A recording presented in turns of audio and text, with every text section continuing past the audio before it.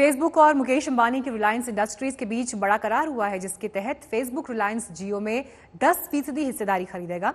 इस हिस्सेदारी के एवज में फेसबुक रिलायंस को करीब 43,500 करोड़ रुपए चुकाएगा।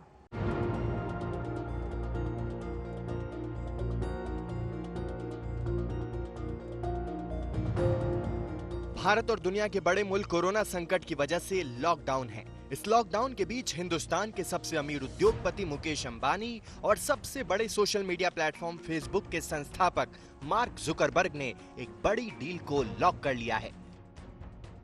डील के तहत जियो प्लेटफॉर्म में फेसबुक 43,574 करोड़ का निवेश करेगा। इस निवेश से जियो में फेसबुक की हिस्सेदारी 9.99% हो गई है। इस बड़ी डील के बाद फेसबुक अब जियो की सबसे बड़ी माइनॉरिटी शेयर होल्डर बन गई है। All of us at Reliance and Jio are delighted to welcome Facebook Inc. as our long-term and esteemed partner. At the core of our partnership is the commitment that Mark Zuckerberg, founder of Facebook, and I share for the all-around digital transformation. Now, India is a special place for us. It's home to the largest communities around the world on Facebook and WhatsApp, and there are a lot of talented entrepreneurs. And it's also in the middle of a major digital transformation that's being led by organizations like Jio that over the last 4 years have worked to get hundreds of millions of Indians onto the internet. And that's a big deal. जियो ने 4 साल पहले धमाकेदार शुरुआत की थी। इसने telecom और broadband से लेकर ई-कॉमर्स सेक्टर में लगातार अपना विस्तार किया है। जियो के करीब 38 करोड़ ग्राहक बताए जाते हैं, जबकि फेसबुक के भारत में 40 करोड़ यूजर्स हैं। इस लिहाज से दो धाकड़ों की ये बड़ी डील है। फेसबुक और जियो के बीच हुई इस डील को दोनों के लिए फायदेमंद माना जा रहा है, क्योंकि चीन के बाद भारत दुनिया का सबसे बड़ा इंटरनेट बाजार है। लॉकडाउन के बाद कारोबार जगत से लेकर शॉपिंग और कामकाज के तरीके तक सब बदल जाएंगे। वर्क फ्रॉम होम कल्चर में इजाफा होगा तो सोशल डिस्टेंसिंग की वजह से दफ्तर में कर्मचारियों को बिठाने के लिए ज्यादा जगह की जरूरत होगी। इसके साथ ही आमदनी घटने से कॉम्पैक्ट साइज के सस्ते सामान की डिमांड भी बढ़ना तय है। कोरोना के बाद इकोनॉमी को वापस अपनी चाल पर आने में वक्त लगेगा। मंदी और तेजी के बीच इस इंटरवल के दौरान लॉकडाउन के दौरान हुए बदलावों का असर असल जिंदगी पर पड़ना तय है। डिमांड रिवाइव होने तक छोटे और सस्ते सामानों की बिक्री बढ़ना तय है। अब चाहे ये छोटे साइज की कार हो या रियल एस्टेट का सबसे तेजी से दौड़ता सेगमेंट अफोर्डेबल हाउसिंग। अगर पिछले एक मंथ की मैं बात करूं तो लगभग 15% ज्यादा इंक्वायरीज अफोर्डेबल हाउसिंग में हुई हैं। जिन घरों की कीमत 20 लाख रुपए से लेके 45 लाख रुपए के बीच में हैं, उनकी इंक्वायरी ज्यादा बढ़ गई हैं।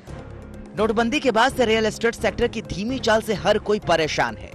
थोड़ी बहुत तेजी आई भी है तो वो अफोर्डेबल हाउसिंग सेगमेंट में ही देखने को मिली है, लेकिन कुल मिलाकर तो डेवलपर्स, निवेशक और एक अदद घर के लिए अपनी गाढ़ी कमाई लगाने वाले घर खरीदार सब परेशान हैं। जब घर बिकेंगे नहीं तो बनेंगे कैसे, और बनेंगे नहीं तो जिस गृह प्रवेश का सपना हर कोई बरसों बरस तक देखता है वो कैसे पूरा होगा। ये गृह प्रवेश कितनी बड़ी समस्या है और कोरोना काल में जारी लॉकडाउन से ये कैसे भयानक रुख अख्तियार कर सकता है, इसका अंदाजा चंद आंकड़ों से आसानी से लगाया जा सकता है। लॉकडाउन के ऐलान के वक्त दिल्ली, एनसीआर, मुंबई, बेंगलुरु समेत टॉप 7 शहरों में करीब 6.1 lakh affordable housing units under construction थी। दिल्ली, एनसीआर, मुंबई, बेंगलुरु समेत 7 शहरों में 2.3 लाख से ज्यादा अनसोल्ड अफोर्डेबल हाउसिंग यूनिट्स हैं। हाल के कुछ वर्षों में 40 लाख से कम कीमत वाले करीब 40% अफोर्डेबल हाउसिंग प्रोजेक्ट्स जोड़े गए हैं। एनसीआर में 1.87 लाख से ज्यादा यूनिट्स निर्माणाधीन हैं। इसमें सबसे ज्यादा संख्या में अफोर्डेबल हाउसिंग के प्रोजेक्ट्स हैं। एनसीआर में अनसोल्ड अफोर्डेबल हाउसिंग का स्टॉक करीब 64,430 है। मुंबई महानगर क्षेत्र यानी एमएमआर में करीब 1.72 लाख निर्माणाधीन अफोर्डेबल हाउसिंग के यूनिट्स हैं। मार्च 2020 के आखिर तक अनसोल्ड स्टॉक 68,970 यूनिट्स हैं। लेकिन अब जानकारों का दावा है कि इसी काली घटा के बीच उम्मीद की किरण नजर आ रही है। इसी स्टॉक को खरीदने के लिए वो तबका बड़ी तादाद में आएगा जो महंगे घर खरीदने से परहेज करेगा। ऐसे में लॉकडाउन के संकट के दौरान ऑफर्स और डिस्काउंट्स के सहारे अभी से ग्राहकों को लुभाने के लिए अफोर्डेबल और मिड सेगमेंट के डेवलपर्स ने पुरजोर कोशिशें शुरू कर दी हैं।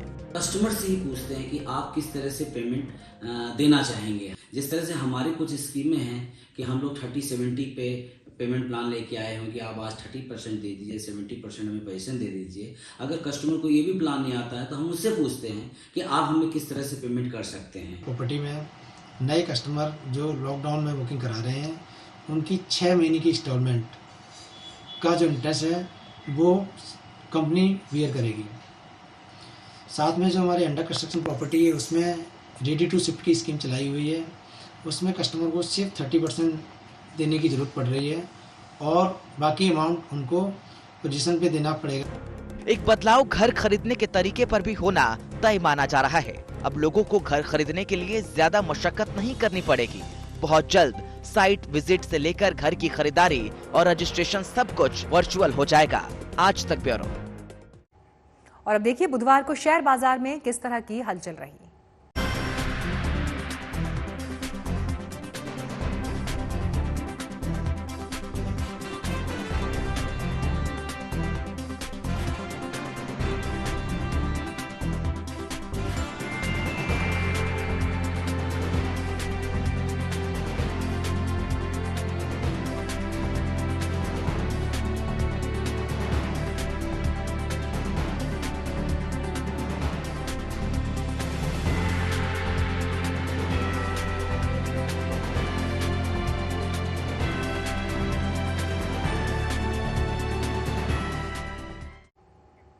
बिजनेस आज तक में फिलहाल इतना ही, लेकिन देश और दुनिया की सभी खबरों के लिए आप देखते रहिए आज तक।